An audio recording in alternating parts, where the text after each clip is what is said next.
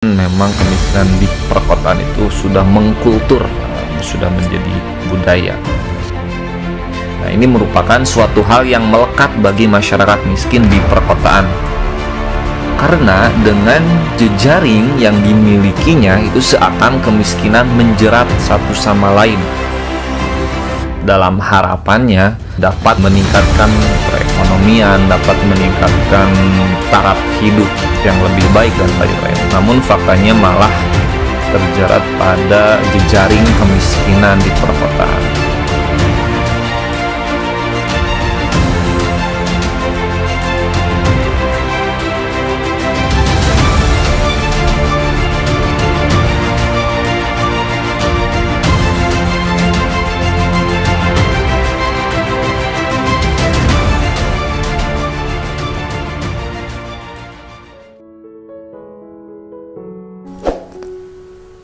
Pada kesempatan kali ini, kita akan membicarakan kembali terkait materi sosiologi perkotaan. Nah, topik yang akan kita bahas pada pembahasan sekarang yaitu menyoal kemiskinan di perkotaan.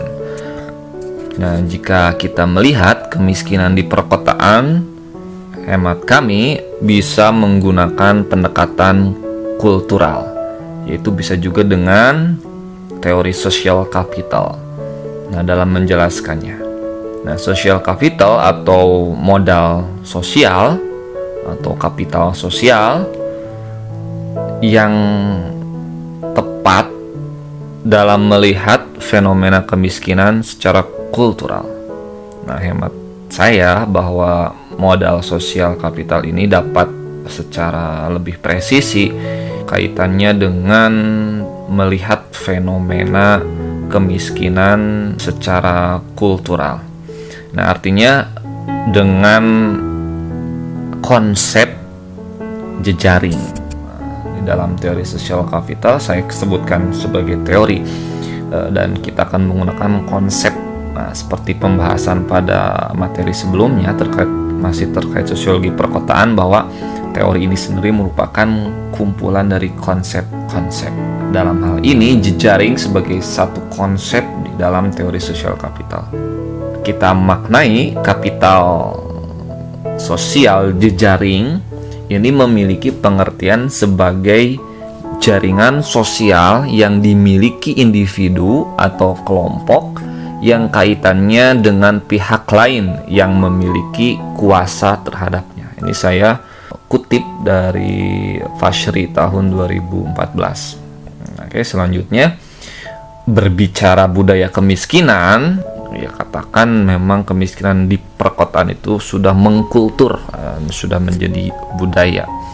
Nah, ini merupakan suatu hal yang melekat bagi masyarakat miskin di perkotaan. Karena dengan jejaring yang dimilikinya itu seakan kemiskinan menjerat satu sama lain. Misalkan seorang yang hendak berangkat kerja ke kota, tentu sebagian besarnya memiliki informasi yang didapat dari keluarga, sanak saudara, atau teman yang sudah lebih dahulu berada di kota. Nah, memang kajian ini biasanya relevan ketika mudik lebaran ataupun pasca lebaran seperti itu. Tapi it's okay, kita akan coba dalami terkait topik yang akan kita perbincangkan. Jika boleh berterus terang, hal yang demikian ini yaitu seseorang yang menggunakan modal sosial jejaringnya seakan-akan masuk ke dalam kemiskinan di perkotaan.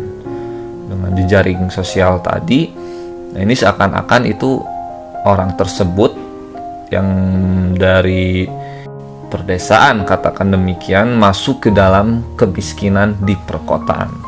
Nah, yang pada akhirnya itu dapat menciptakan kemiskinan baru di perkotaan.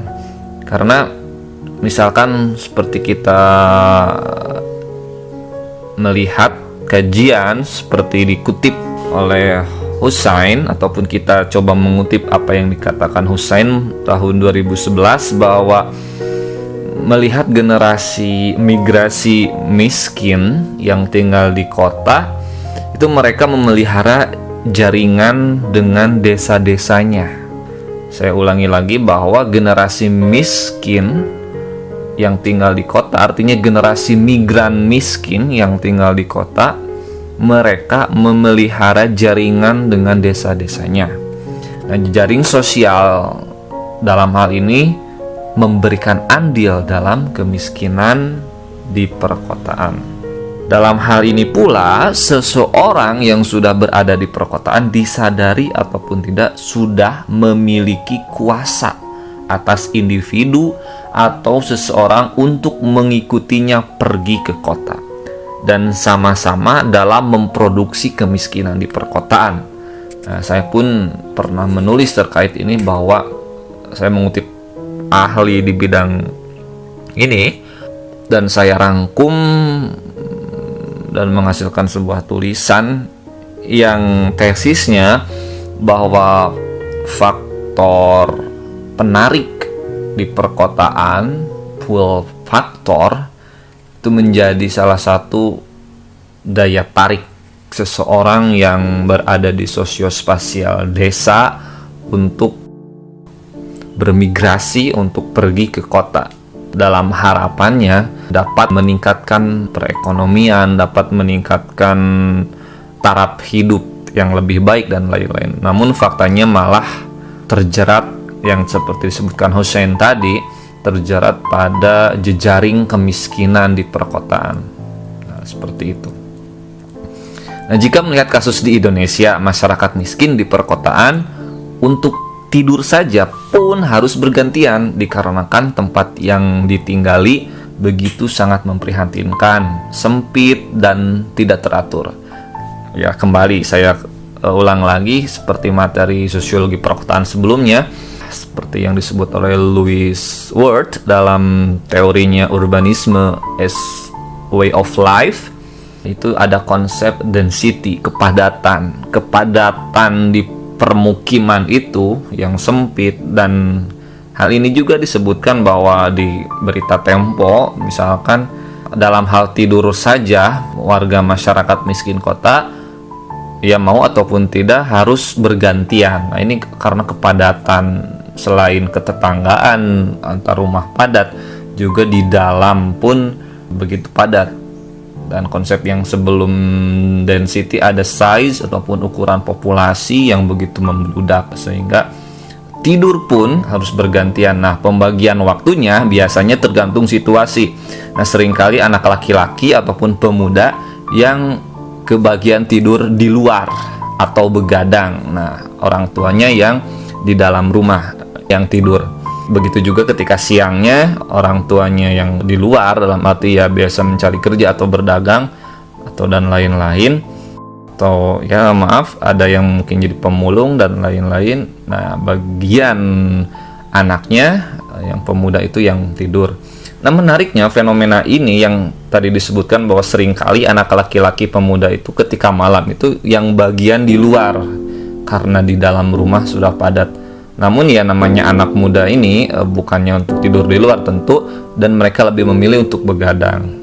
Ada penelitian menarik juga dari teman-teman Lab Sosiofisip UI yang menyebutkan bahwa dengan fenomena ini yang tadi disebut dengan density dari Word, kasus yang anak laki-laki ataupun anak muda yang mengharuskannya, yang memaksa mereka untuk tidur di luar ataupun katakan begadang karena faktor kepadatan tadi, ini yang menimbulkan terjadinya tawuran di Jakarta. Tesis dari teman-teman Lab Sosio ini menarik bahwa karena fenomena yang menjadi realitas di perkotaan ini dan berpengaruh signifikan terhadap terjadinya tawuran. Tentu ini jika di breakdown banyak faktor lain, tapi faktor dari ini menjadi menarik untuk kita soroti ya, karena memang anak muda ini butuh aktualisasi dan diaktualisasi diri dan ditopang juga dengan realitas sosial yang ada. Mereka ketika malam tidak, tanda petik, tidak dapat tidur di dalam rumah, dan terjadinya anak muda yang begadang di luar rumah karena kepadatan tadi, density tadi, berpengaruh terhadap terjadinya tawuran. kasusnya di kota Jakarta. Kemudian, ya fenomena ini memang secara umum tidak begitu berbeda kasusnya dengan masyarakat miskin di perkotaan Bangladesh.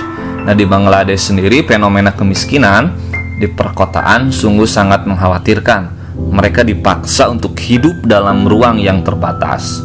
Ruangan yang digunakan tersebut untuk beberapa tujuan. Satu ruangan memiliki banyak fungsinya, untuk hidup, untuk tidur, untuk memasak, dan kegiatan rumah lainnya.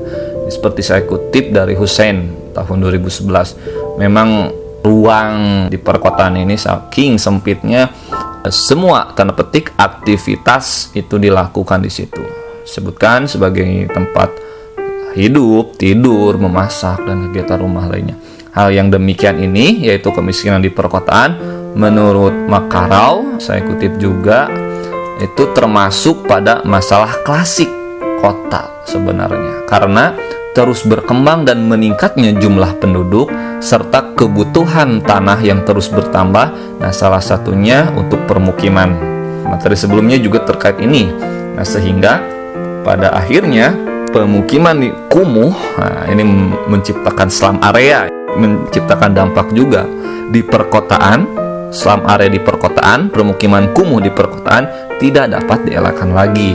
Nah, pemukiman kumuh di perkotaan itu disebabkan karena tadi, kalau merujuk kepada pandangan pertama, gagasan pertama, pemukiman kumuh di perkotaan ini disebabkan karena kemiskinan di perkotaan tadi yang terus diproduksi dengan adanya modal sosial jejaring tadi, sehingga pemukiman kumuh akan terus tumbuh karena memang jejaring sosial tadi.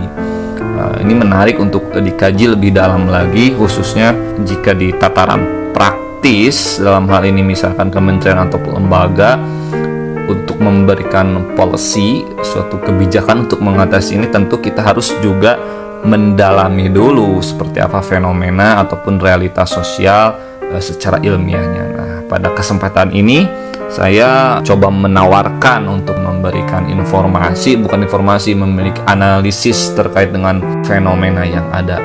Mungkin di kesempatan yang lain kita akan lebih banyak lagi berbicara terkait dengan policy. Nah, pada kesempatan ini lebih difokuskan lebih kepada kajiannya. Oke, terima kasih. Semoga bermanfaat. Jangan lupa juga untuk menonton video terkait sosiologi perkotaan yang sebelumnya. Mungkin di situ teman-teman bisa lebih menguatkan kembali pembahasan terkait sosiologi perkotaan yang memang berkaitan juga dengan pembahasan pada kesempatan kali ini.